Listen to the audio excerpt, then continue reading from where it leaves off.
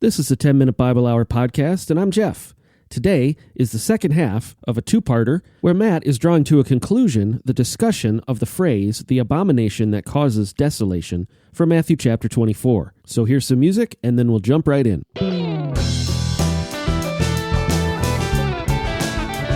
Clearly, there had been a profaning of the temple, and something that sure sounds like an abomination that causes desolation in the distant past under Nebuchadnezzar, repeated under Belshazzar, and surely what we read about in the intertestamental books, Second Maccabees and material like that, and what we read about from extra-biblical material about what happened under Antiochus Epiphanes and under the age of Greek rule. I mean, come on. If that's not an abomination of the temple, what is? But then also, the Bible doesn't speak to Pompey's conquest of Jerusalem in the middle of the 1st century BC that brought Judea under control of the Romans, but Pompey apparently waltzed right into the Holy of Holies as well. Is that an abomination that causes desolation?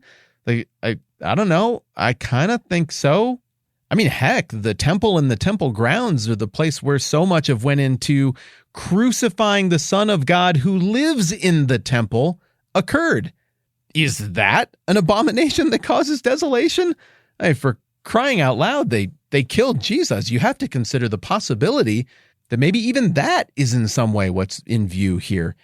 But you also can't dismiss the reality that Jesus is talking about the physical destruction of the temple. We know exactly when that happened, 70 AD. And Luke, in his twin volumes, Luke and Acts, seems so very interested in the vindication of Jesus as being wrongly convicted. The law was incorrect in its judgment of him. The government was wrong. The people were wrong. It's just hints so much more strongly toward the vindication that happens when people take into consideration what happened in 70 AD. So I don't think you can divorce this passage from that either. Surely this was a saying of Jesus that rightly came to mind for people as they watched the Roman legions surround Jerusalem and other locations where the final holdouts were hanging on. But then also, you can't deny the fact that there's more language throughout the New Testament that points, in somewhat vague terms, to a future even beyond 70 AD. That's not the end of history. I mean, I hope not. If it is, what the heck are we doing now? Why are we still here? I mean, the other stuff has happened since then. And the stuff that we see Jesus talking about later in Matthew 24, at that time, the sign of the Son of Man will appear in the sky, and all the nations of the earth will mourn. They'll see the Son of Man coming on the clouds of the sky with power and great glory. Like, I don't think that happened yet. If it did, it's weird that nobody mentioned it to me. It seems like that's going to be the sign that's like really obvious. And it's like, all right, guys, when you really like want to know for sure, like you'll know because I'll show up and you'll be like, oh, we know him. That's, Jesus, our king and everything, who came back to life. Like, yeah, we know that guy. So yet again, then we come back to the question of what does let the reader understand mean? Okay, let me take a crack at this. One, I think it means all that stuff I just said.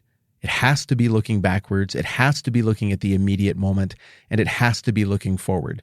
Just as the theme of the profaning of the temple looked backwards, it looked in the moment, and it looked forward in the book of Daniel, so the same thing must be true here. Somehow, it's all in view, and somehow it is evocative of the theme of God's judgment and the sin of planet Earth, and also somehow it is evocative of God's mercy in providing a warning or a heads up to people who are paying attention so they can get out of the way of this very difficult moment of judgment and sinful wrongdoing that's going to unfold. So it's got to mean all of that.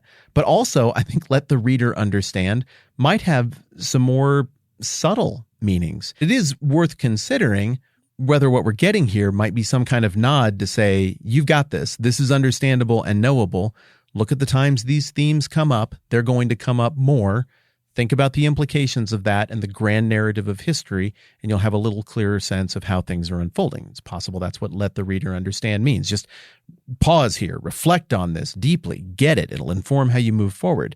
It's also possible that what we're getting here is something that would be a part of Jewish lore and history that the occupying Romans knew about as well, and this could sound like revolutionary language, and so maybe Matthew is including this editorial note the way he does as a way to say, like, hey, if this falls into Roman hands, like, I can't get any further into this. I'm not proposing some kind of armed revolution or something, but you guys get what I'm saying. And so as unsatisfying as this is, we might have to acknowledge that there are certain parts of the Bible that though we can get the gist and what God would want us as a modern reader to know, we can't get it with all of the same cultural precision and full fleshed out context that the immediate audience would have been able to bring to bear on the words of Jesus.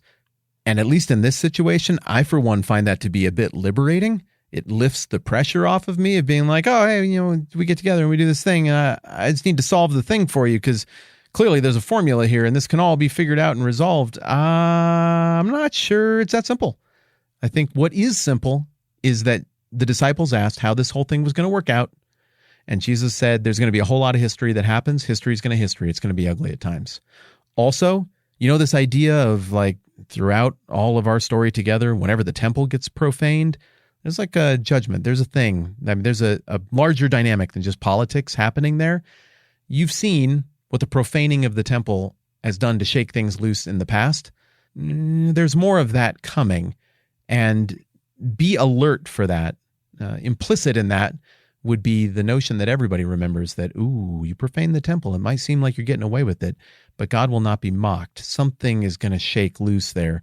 There's a judgment, there's a reckoning that comes with that kind of attempt to trump God, to mock God. And what I also think is clear is that Jesus is, again, intentionally avoiding giving the neat, tidy answer to the question with a neat, tidy timeline with dates and charts and facts and figures. Instead, what he's giving them is what they need to know, which is some stuff is going to happen. Here are a couple of more specific hints as to what that stuff will look like as it unfolds. But your call, my disciples, my followers, is to faithfulness, is to kingdom agency through all of this thick and thin and the unfolding of history. Your call is to faithfulness, even if this seems like it is a long time for you, it is not a long time for God. And with that, I think we're well positioned to move into the next part of this Olivet discourse and see if what we get from Jesus next lends even a little more clarity to what we've already covered here in Matthew chapter 24. Last thought, and it's a repetition. I know some of you have been around the Bible for a long time and you get the dance steps of the parts where we get into prophecy and you understand that these things make sense in hindsight, but they're not designed to make perfect sense looking ahead, just to give us a sense and a call to action. That's how the Bible generally uses prophecy. That's very much what we're getting here. So if this is your first time being around stuff like this, I repeat, please don't be discouraged by it. This is in keeping with the genre. This is in keeping with the style of writing that we see all throughout the Bible. And the alternative, frankly, I think would be calamitous and weird anyway. If you're going to speak to what's coming in the future, this is kind of the way that you have available to do it without making an impossible situation for how things will unfold moving forward. This is meant to be understood a little bit now and in clarity and totality looking backwards later on. Hopefully that takes the pressure down a notch for you as well. Thanks so much for working through this stuff with me. I'm Matt. This is the 10-Minute Bible Hour podcast. Let's do this again soon.